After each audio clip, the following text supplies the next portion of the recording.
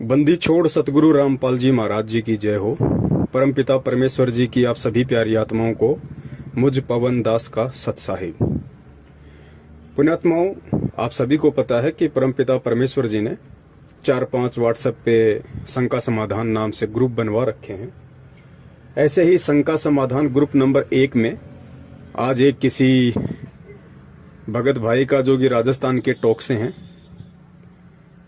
एक ऐसा मैसेज, एक ऐसी फोटो उनकी तरफ से डाली गई थी उनके मोबाइल से जो अश्लील थी, पोर्न थी, या यूं कह लीजिए कि एक भाई और बहन की बिल्कुल नंगी तस्वीर थी जो यूट्यूब पे जगत वाले लोग डालते रहते हैं। बहुत सारी पोर्न फिल्में, ब्लू फिल्में पड़ी हुई हैं। तो ऐसी ही एक पोर्न पिक्चर राजस्थान के देवली से एक भगत भाई ने उसमें डाली, और डालने के बाद में काफी भगत भाई बहनों के रिएक्शन भी आए।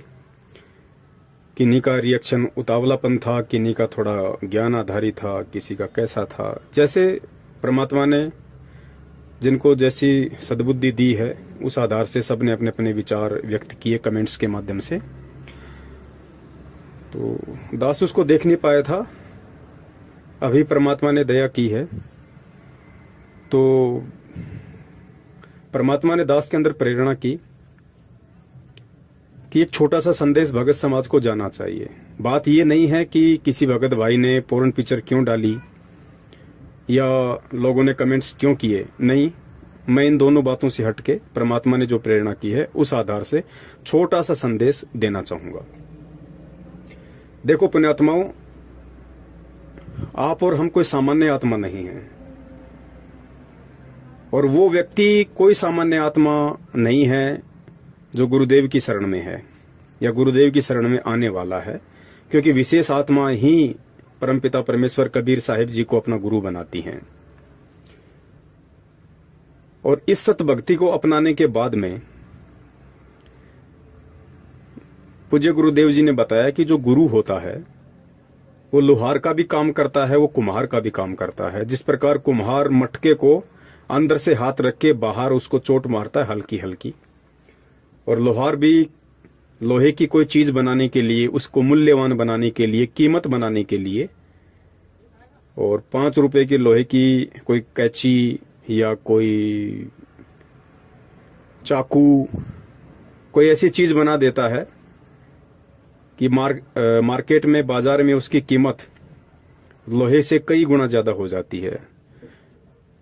लेकिन उसके लिए लोहार कितना उसको जलाता है, उसको तपाता है, फिर चोट मारता है, कितना बारीकी से जो चीज बनाना चाहता है उसको तराशता है। कुम्हार भी इसी तरीके से एक मटका बनाने के लिए ना जाने कितने प्रयत्न करता है, तब कहीं जाके वो 5 रुपए की मिट्टी 60, 70, 80 रुपए का एक मटका बन पाती है।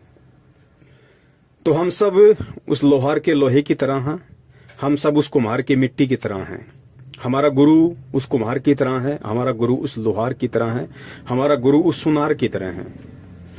और ये भक्ति सीढ़ी दर सीढ़ी आगे चढ़ने की एक प्रक्रिया है। एक दिन में कोई भगत नहीं बन जाता, इस बात को परमात्मा भी जानते हैं, आप और हमें भी जान लेना चाहिए। तो काफी वर्षों से हम में से बहुत सारे भगत भाई बहन, कोई 2-4 से, कोई 5 वर्ष से, कोई 2 वर्ष से, कोई 6 वर्ष से, कोई 10 वर्ष से, कोई 15 वर्ष से परमपिता परमेश्वर सतगुरु रामपाल जी महाराज जी की शरण में है, भक्ति कर रहा है। आज से पहले उस किसी भी ग्रुप में ऐसी कोई भी भद्दी पोस्ट या भद्दा चित्र किसी ने नहीं भेजा। आज क्यों भेजा, हमने यहां पे विचार करना चाहिए, क्यों भेजा। हालांकि मैं उस भगत भाई को अच्छे से जानता हूं जिनके मोबाइल से वो पोर्न पिक्चर भेजी गई है, और मैं ये भी जानता हूं कि उनकी उम्र तकरीबन 60 साल से या 60 साल के आसपास होगी, 50 से 60 के बीच में, और वो भाई सरकारी नौकरी करता है, ड्राइवर है। उनके विचारों से मैं भली भांति परिचित हूं। वो कभी भी ऐसी हरकत नहीं कर सकते, कभी नहीं कर सकते। वो तो हो सकता है गलती से, क्योंकि आप भी जानते हो बच्चों के पास में भी मोबाइल काफी समय रहता है, छोटे बच्चों के पास भी। और नेट पे आप लोग जानते ही हो दुनिया वालों ने कितनी गंदगी फैला रखी है, या वैसे भी हम कोई वीडियो देखते हैं या गुरुजी का सत्संग भी देखते हैं तो सतलोक आश्रम मैनेजमेंट हरियाणा वालों ने वैसे भी अपने सभी यूट्यूब चैनलों को मोनेटाइज करवा रखा है, एडवर्टाइजमेंट के लिए, पैसा कमाने के लिए उनको पंजीकृत करवा रखा है यूट्यूब से। तो बीच बीच में ऐसे भद्दे और अश्लील गंदे वीडियो चित्र आते रहते हैं।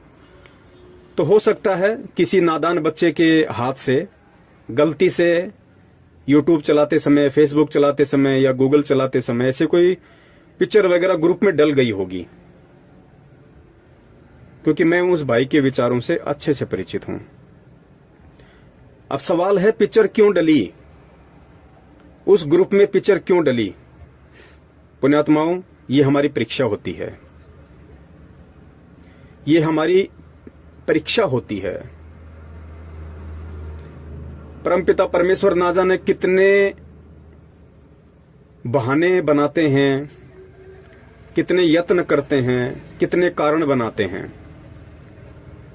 और परमात्मा अपने बच्चों को चेक करते हैं कि मेरी भक्ति का इनके ऊपर कितना असर हुआ।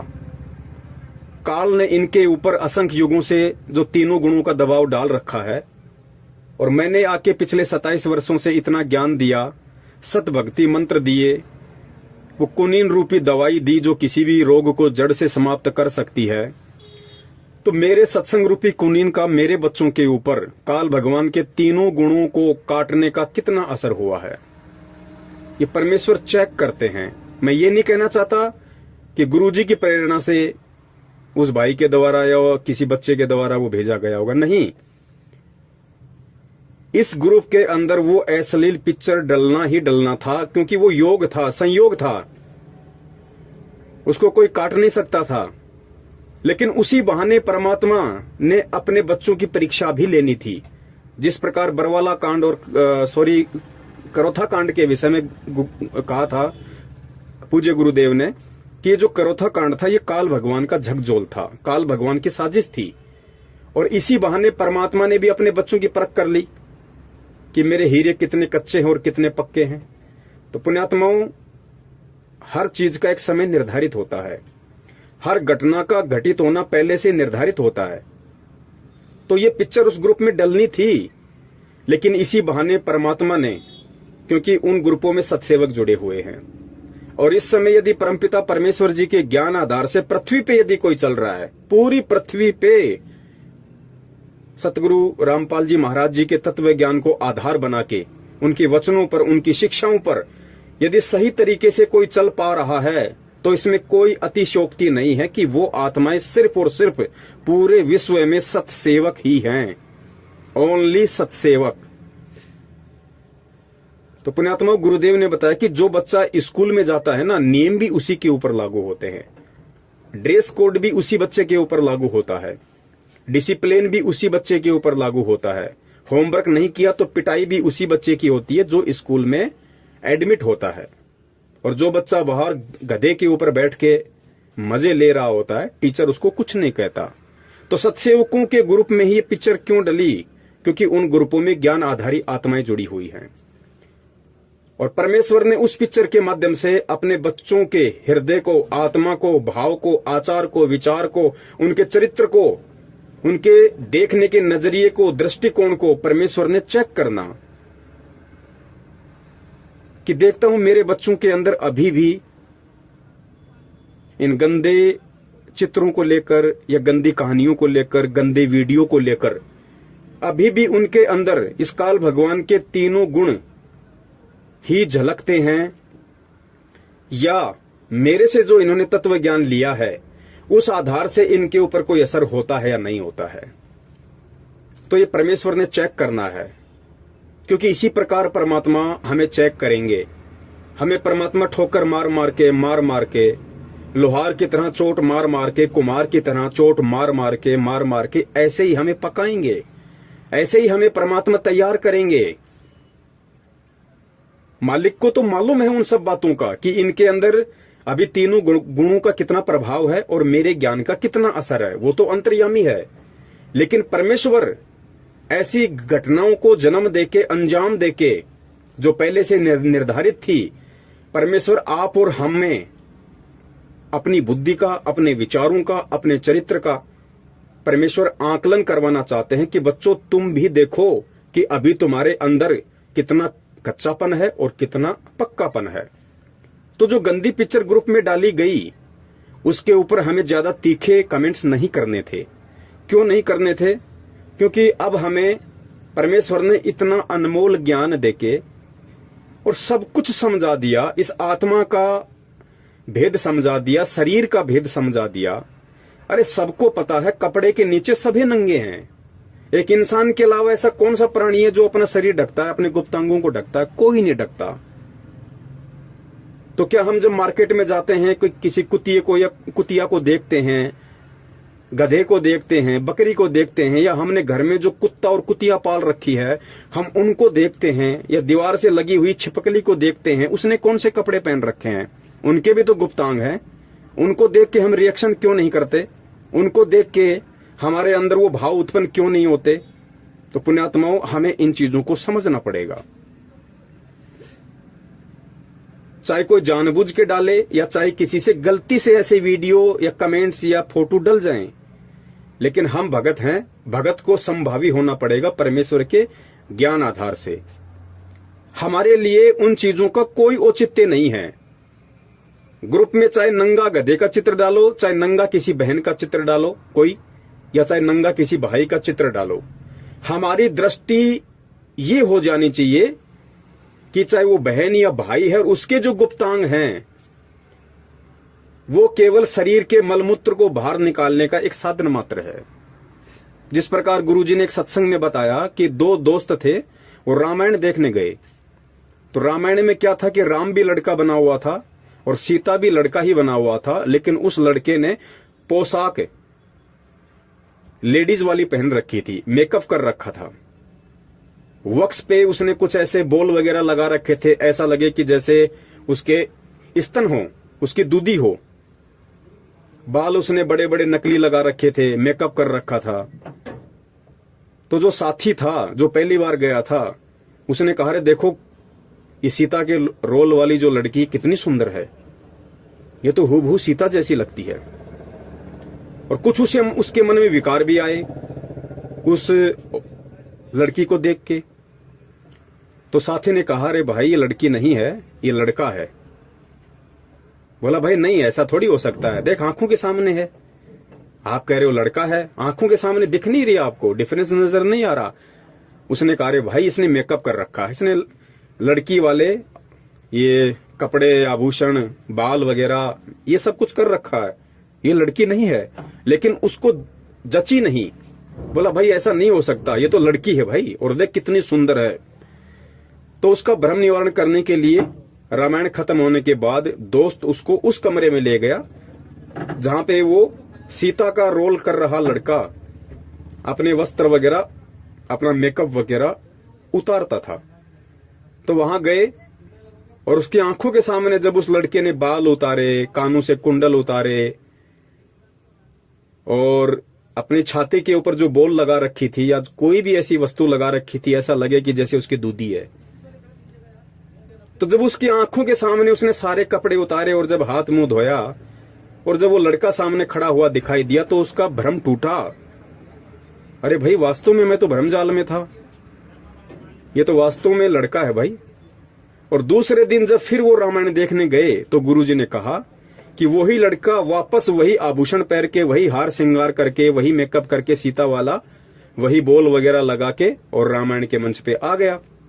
लेकिन उस दिन उस लड़के के मन में जरा भी कोई विकार या विक्षेप नहीं आया और ना ही ये भाव आया कि ये लड़की है, क्योंकि उसने हकीकत अपनी आंखों से देख ली थी कि ये लड़की नहीं, लड़का है, इसने केवल मेकअप कर रखा है। तो पुण्यात्माओं, गुरुजी ने बताया कि बच्चों ठीक इसी प्रकार इस काल भगवान ने इस एक आत्मा को दो आवरण पहना रखे हैं।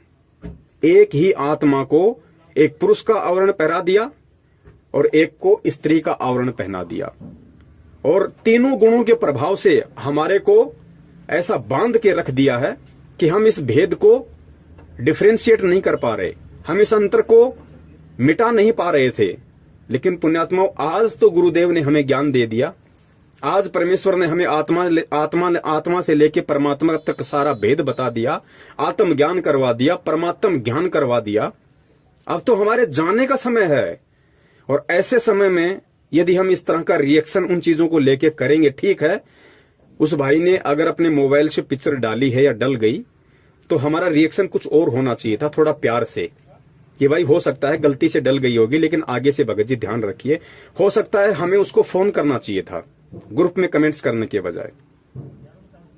अगर गलती से उससे वो फोटो डली होगी, और जिन जिन आत्माओं ने उस फोटो के ऊपर जैसे जैसे कमेंट्स कर दिए, उसके बाद जब वो भाई उन कमेंट्स को पढ़ेगा, तो सोचो उस आत्मा के ऊपर क्या बीतेगी कि मेरे भगत भाई परमात्मा से ज्ञान लेने के बाद इतना सा धैर्य नहीं रख पाए, इतना सा संतोष नहीं रख पाए, कम से कम मुझे फोन कर लेते या मेरा स्पष्टीकरण देख लेते एक बार इस ग्रुप में कि भाई मैंने जानबूझ के डाला है या मेरे से गलती से डल गया, उसके बाद कोई रिएक्शन करते।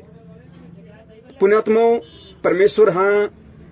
परमेश्वर जी ने हमें क्या ज्ञान दिया, परमेश्वर हमें क्या बनाना चाहते हैं, और हम उस ज्ञान को किस तरीके से ले रहे हैं, और हम क्या बनने की दिशा में आगे बढ़ रहे हैं। पुण्यात्माओं, हमारी स्थिति इन गुप्तांगों को लेके एक 2 या 5 वर्ष के बच्चे जैसी हो जानी चाहिए। जिस प्रकार एक 2 साल का या 5 साल का बच्चा अपनी माँ के साथ नहाने के लिए जिद करने लग जाए, तो माँ उस बच्चे को बाथरूम में अंदर ले लेती है, और माँ यदि निवस्त्र होके नहा रही है तो बच्चे को भी निवस्त्र करके नहलाती है। लेकिन उस बच्चे का ध्यान अपनी माता या बहन के गुप्तांगों पे नहीं जाता है। क्यों नहीं जाता? क्योंकि वो बच्चा विकार रहित होता है, उसके ऊपर तीनों गुणों का प्रभाव नहीं होता। उस समय तो स्वाभाविक नहीं होता, क्योंकि 12 साल के बच्चे के ऊपर इन गुणों का इतना प्रभाव नहीं होता। 12 साल के बाद में उस बच्चे के ऊपर प्रभाव होना शुरू होता है। और धर्मशास्त्रों के अनुसार यमराज भी 12 वर्ष तक के बच्चे को किसी भी कुकृत्य के लिए वो सजा नहीं देता है जो सजा 12 साल के उपरांत किसी व्यक्ति को उस कुकृत्य के लिए मिलती है।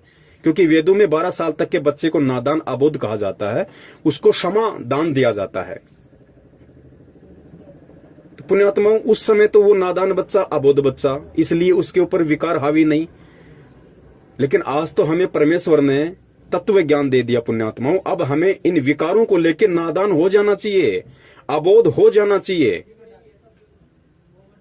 और हमारे बोलने का तरीका, किसी भी चीज को देखने का दृष्टिकोण एक भगत के जैसा होना चाहिए। गुरुदेव ने तो यहां तक कहा है कि मानुष्य देवता किया करत न लाई वार, कि इस ज्ञान के माध्यम से आपको अपने शरण में लेते ही पुण्यात्माओं मैं आपको आम इंसान से देवता की कैटेगरी में खड़ा कर देता हूं। लेकिन पुण्यात्माओं, हमें देवता तक ही संतुष्ट नहीं रहना है। फिर गुरुदेव ने बताया कि देवलोकों में भी यही आग लगी हुई है, वहां भी अर्धनग्न डांस, वासना, सब कुछ यही रोग।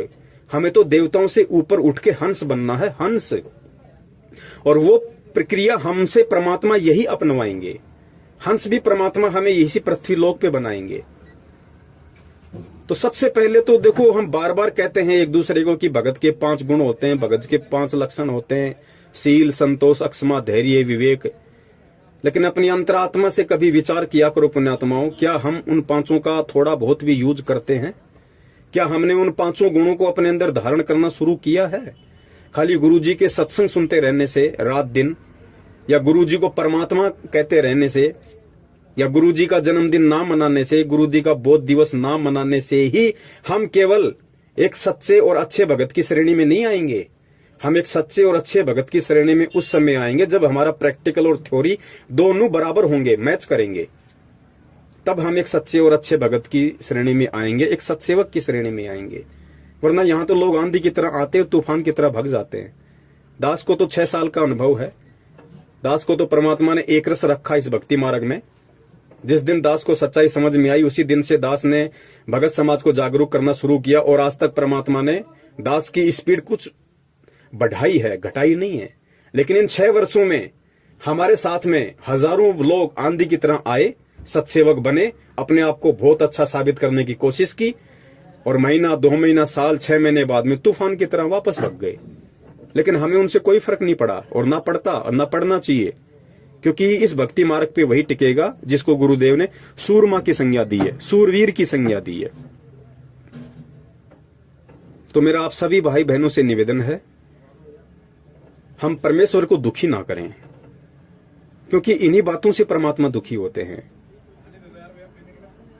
हमारे अंदर देखो, मैं भी मार्केट में गाड़ी लगाता हूं, मेरे पास भी ऐसे ऐसे बहुत सारे लोग आते हैं। कोई शराब पी के आता है, कोई गाड़ी में बैठा बैठा ऑर्डर करता है, कोई एक ही बार में 3-3 बार बोलता है भाई ये लेके आ, प्याज लेके आ, थोड़ा दही और डाल, थोड़ी ग्रेवी डाल। आता है मेरे अंदर भी वो भाव कि देखिए कितना बड़ा अपने आप को, 2 कौड़े की औकात नहीं है और अज्ञानता में अपने आप को कितना बड़ा समझ रहा है, गाड़ी से नीचे नहीं उतर सकता। लेकिन पुण्यात्माओं, फिर वो परमेश्वर का जो ज्ञान है वो सामने आके खड़ा हो जाता है। वो दीवार परमात्मा की तत्व ज्ञान वाली सामने खड़ी हो जाती है कि भाई ये अज्ञानी है, नादान है। सत्संग लेने से पहले मेरी भी तो ऐसी हालत थी, हम भी तो ऐसे ही टोरा दिखाया करते थे, दादागिरी दिखाया करते थे, मूर्खता में, अज्ञानता में, नादानी में।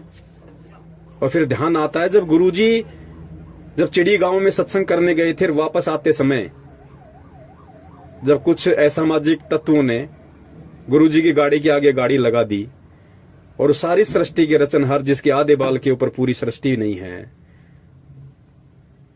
उसको कह रहा कि कान पकड़ उठक बैठक निकाल। तो उस समर्थ परमेश्वर ने कान पकड़े, उठक बैठक निकाली। बोल दोबारा इस गांव में सत्संग करने नहीं आऊंगा। हाँ भाई, इस गांव में सत्संग करने नहीं आऊंगा भाई, माफी दे दे, आज के बाद नहीं आऊंगा। तो ये सारी बातें फिर याद आती हैं, और याद आती हैं तो फिर परमात्मा चेतना देते हैं कि भाई तेरी औकात क्या है, तेरी क्या बुनियाद प्राणी, तेरी औकात क्या भाई। अरे मैं चाहूं तो राजा को उंगली पे नचा दूं। परमेश्वर कहते हैं कि मैं चाहूं तो राजा को उंगली पे नचा दूं, और तुम्हारी औकात अपनी औरत को, अपने बच्चों को उंगली पे नचाने की नहीं है, और फिर भी तुम अपने आप में घमंडी बने फिरते हो, तुम अपने आप में अहंकार को लादे फिरते हो। तो पुण्यात्माओं, हमें कितना अधीन, कितना विनम्र, कितना इस परमेश्वर के ज्ञान को आधार बना के हमने हंस बनना होगा। ठीक है, शुरू में नहीं होता, एक बार में नहीं होता। सत्संग सुनते रहने से भी कई बार बातें हमारे दिमाग के ऊपर से निकल जाती है। इसीलिए परमात्मा ने ये साध संगति रखवाई है, ये शंका समाधान के प्रोग्राम रखवाए हैं। एक दूसरे भगत भाई बहनों को आपस में जोड़ने के लिए फेसबुक चलाई है, व्हाट्सएप चलाई है, यूट्यूब चलाई है, ताकि हम एक दूसरे से सीखें। कोई अगर कोई बात बोलता है तो हम उसी की बात को ना जानते ना। अभी एक थोड़े दिन पहले एक भाई था, बहुत अच्छे संपर्क है मेरे उससे, 2 साल से संपर्क हैं, सत्सेवक बना हुआ है, जयपुर का रहने वाला है। और जैसे ही मैंने ये कल्कि वाला जो वीडियो उसके पास भेजा, लाइव वाला, और उसपे हेडलाइन लिखी हुई थी कि असली कल्कि अवतार संत रामपाल जी महाराज है, तुरंत उसने कमेंट्स कर दिया कि भगत जी, भगत समाज को क्यों मूर्ख बना रहे हो, आप गुरु जी को काल का अवतार क्यों साबित कर रहे हो। अब बताओ, मैंने माथे में 3 थप्पी खाई, मैं क्या कहूं अब उस भाई को। तो मैंने उसको यही कमेंट्स में लिख के भेजा कि भैया, परमेश्वर के ज्ञान आधार से मुझे ऐसा लगता है कि पढ़े लिखे अंधे ऐसे ही व्यक्तियों को कहा जाता है जो व्यक्ति पैकेट को खोले बिना ही अपना मत प्रकट कर देते हैं कि इस पैकेट में क्या है। ऐसे व्यक्तियों को ही पढ़ा लिखा अंधा कहा जाता है। उसके बाद उसका कोई जवाब नहीं आया, क्योंकि फिर उसने वीडियो देखा होगा, और वीडियो देखा होगा तो उसके समझ में आ गया होगा कि पवन दास कौन से कल्कि की बात कर रहा है। तो पुण्यात्माओं, हमें बहुत सोचना पड़ेगा, बहुत समझना पड़ेगा। खाली भगत नाम रखवा लेने से या अपने नाम के आगे पवन दास लगाने से या और कोई दास लगा लेने से हम केवल भगत नहीं बन जाएंगे, दास नहीं बन जाएंगे। परमेश्वर कहते हैं कि दासा तन नेड़े नहीं और नाम धरावे दास। भाई, पानी के पिए बिना कैसे बुझेगी प्यास। प्यासा आदमी जब तक पानी नहीं पिएगा तो प्यास नहीं बुझ सकती। इसी प्रकार पुण्यात्माओं, जब तक हम परमेश्वर के सत्संगों को सुन के उनके एक एक वाणी पे, एक एक शब्द पे, दोहे पे, शब्दों पे अमल नहीं करेंगे और फिर अपने जीवन में उन वाणियों को नहीं उतारेंगे, तब तक हम भगत 7 जन्म में भी नहीं बन सकते, चाहे हम कितनी ही बड़ी बात क्यों ना कर लें। तो मेरी आप सभी से विनती है कि अब हमने बहुत कुछ सोचना पड़ेगा, समझना पड़ेगा, परमेश्वर के ज्ञान को आधार बनाना पड़ेगा।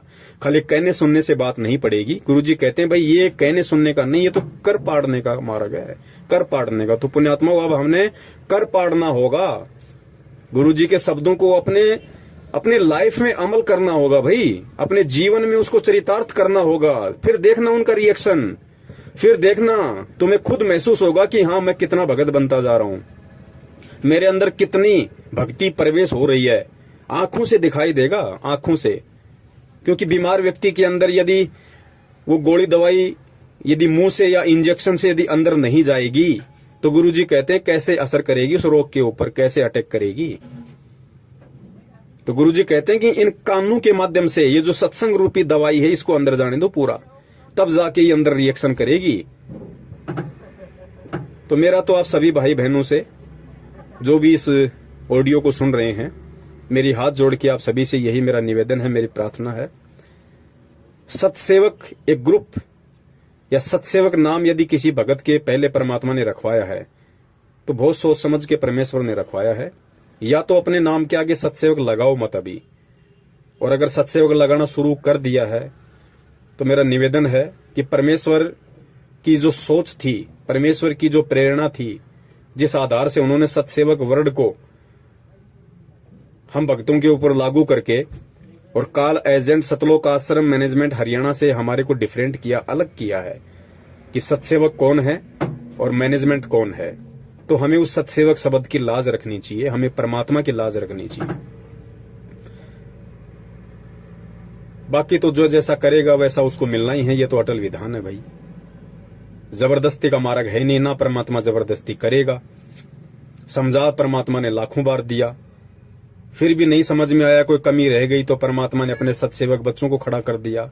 आज व्हाट्सएप पे, यूट्यूब पे, फेसबुक पे धूम मची हुई है, वीडियो की, ज्ञानाधारी वीडियो की, हर चीजों की कोई कमी नहीं है। एक एक शब्द अगर देखा जाए, सोचा समझा जाए तो हीरे मोती लाल के समान है, कोई कमी नहीं, ना किसी वीडियो में, ना किसी ऑडियो में, ना किसी संदेश में।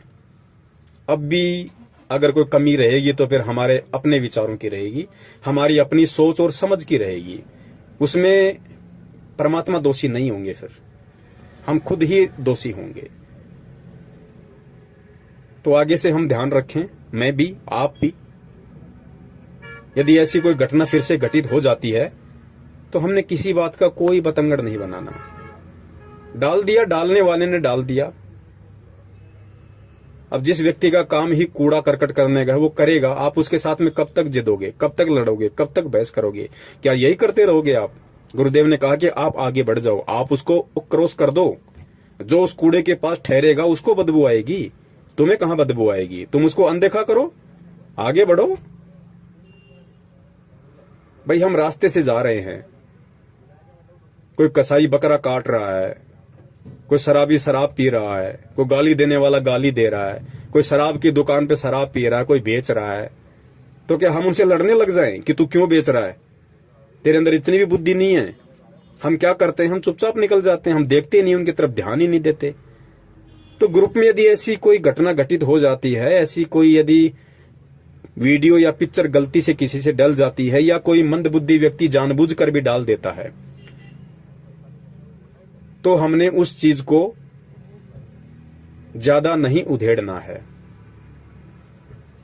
क्योंकि अगर गोबर में अगर लकड़ी करोगे तो उसमें से बदबू आएगी। तो हम आगे बढ़ जाएं बस। गुरुजी कहते हैं जीवत मुक्ता शोक हो आशा तृष्णा खंड,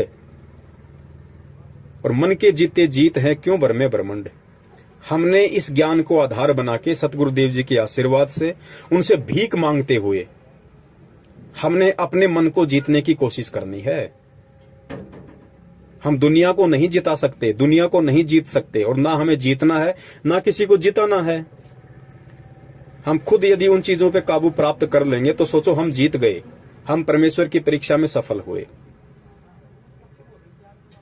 परमात्मा सब देख रहा है, कौन जानबूझ के कर रहा है, कौन अनजाने में कर रहा है, उसी अनुसार उसको आने वाले समय में उसका रिजल्ट मिलेगा।